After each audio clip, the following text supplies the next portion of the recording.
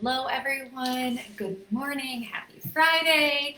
Yes, Friday. Happy Friday. I hope you are having an awesome start to your day so far. I've got quite a bit of coffee in, and I am pretty excited about it. I am going to pull this up just so that I can respond to comments real quick. So hang on for me. So our kiddos don't have school today. They had an early out yesterday, and then no school today because they've got, oh, let's turn that sound off because that would be weird to hear myself twice. All right, so yeah, so they don't have school today because they've got conferences. So they have conferences. It's cutting off my head. All right, they've got conferences yesterday and today. So conferences went really well, which is awesome. But it means they don't have school today, and so we've been just, figuring out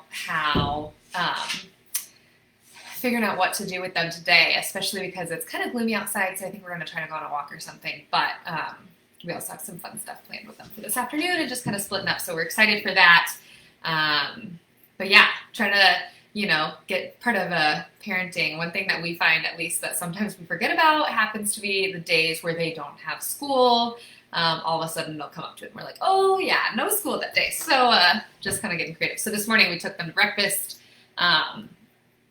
We were like, I was just really ready to, my alarm was going off at like 6:30 and I was like, oh, I gotta get up and get the kids ready for school and we're running late and all this stuff. And then Luke's like, nope, no school. I was like, yes, back to bed. So, all right, guys, let's get into it. So today I'm going to chat with you guys a little bit just about things that you should consider when you're breaking down your home wish list, right? So if you've ever purchased a house or you're in the process or you're considering, one of like the really fun things to do is be able to like look at your wish list, right? When you're looking at these things, even in a market where it's super busy, like you need something to get excited about. Like buying a home in general is super exciting, especially because it's like one of the largest investments you'll ever make typically. And so it's something to be super excited about.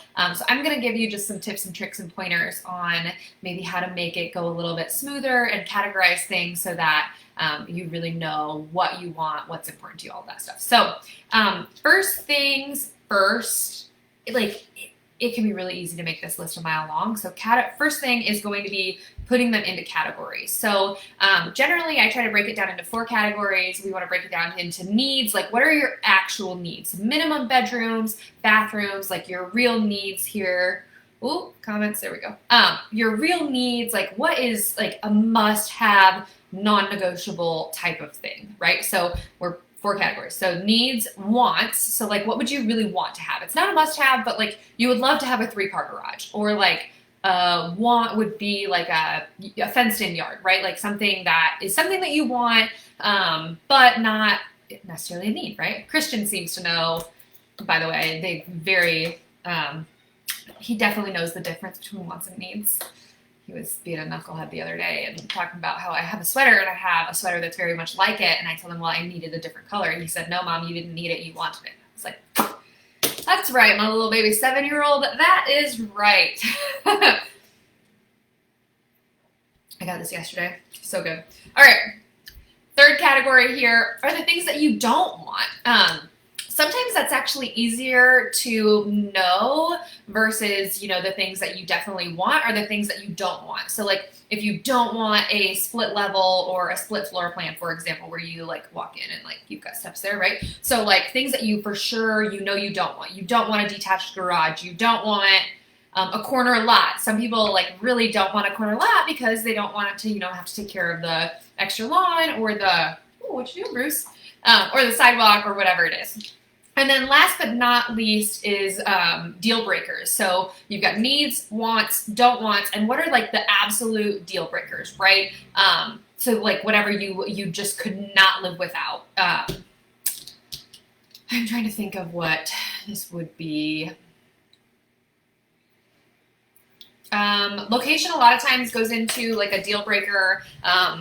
If it's a certain distance and things like that, but we'll kind of get into the sections of these categories. So Yeah, just go and recap really quick on those. Needs, wants, don't wants, deal breakers. So start by having your categories and then these different sections you can kind of make note of within each category. So some things to think about just to kind of help make, these decisions a little bit easier, but also help you make a decision on a property in a more timely manner are things like location. So is there a certain school district that it absolutely has to be in? How close, what's the proximity to work? Do you want to be by trails, right? Like location is something like that's one big thing is that like, yep, school district, exactly. School district is something that's super important to a lot of people, a lot of families.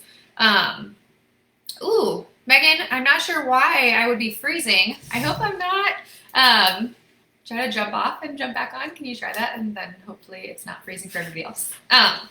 But back to, location, like your house is one of the things, right, that you can't, you can, but it's not as easy to just pick up and move. It's not easy to, just move your house. So the location is something that generally is, one of those, it can kind of fall in deal breaker or need, right? If you've got to be in a certain school district because of, extracurriculars, things with your kid, programs they're in, things like that. So that is one of the sections. Another section would be like the type or the size of the house even. Like, do you have a family? Do you have, children? Are you planning on starting one? Or is that maybe not as important to you and you would rather have a bigger yard, things like that. So when you think of that type and you think of the size, so type would be, how we were talking about or how I was talking about split levels, a ranch. Is it really important to have, your primary master suite on the first floor? So what are some of those items in that section? The type of home, is it a condo? Is it a single family? Is it a zero lot? So like it's still connected, but it's not, right? Like things like that. So what is important? What do you need? Like in your size, do you need 3 bedrooms? Or do you really only need 2, but you want 3 so that you have a guest room, right? Those non-negotiable items, deal breakers, don't wants, all of that. Third section to kind of just piece in there is the amenities. Like these typically go into wants or don't wants for amenities. So like, corner lot, or maybe you don't want a fence, or you do, right? So like that fence would be one, but a half bathroom. Do you want a half bathroom? Do you want to be, do you want a play set in the backyard? Do you want a pool? Do you not want a pool? That's a whole nother conversation that can be so controversial. But what amenities, right? And then prioritize those amenities, fit them into those categories.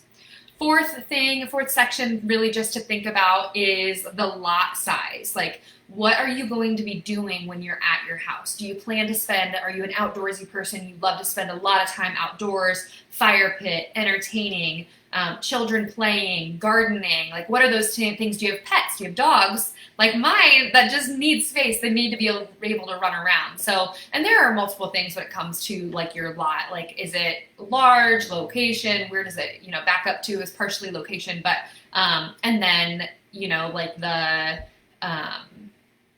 fencing or not, things like that.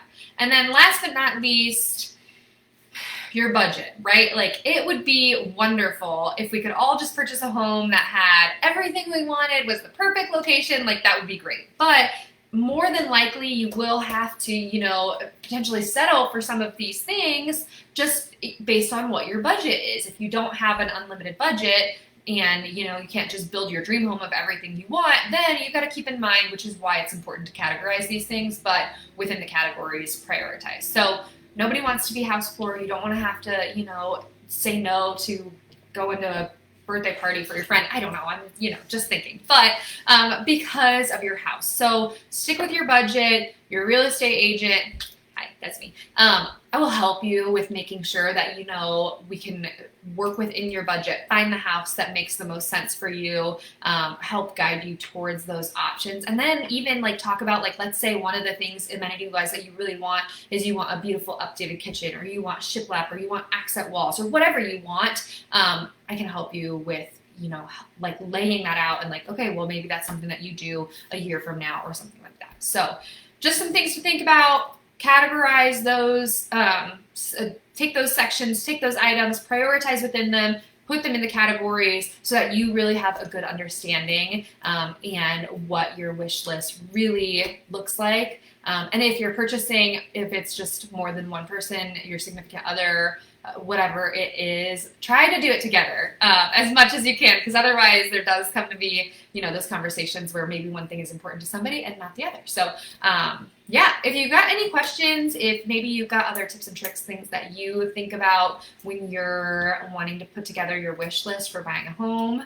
I want to hear it. Otherwise, have an awesome Friday, and I will talk to y'all later. Bye.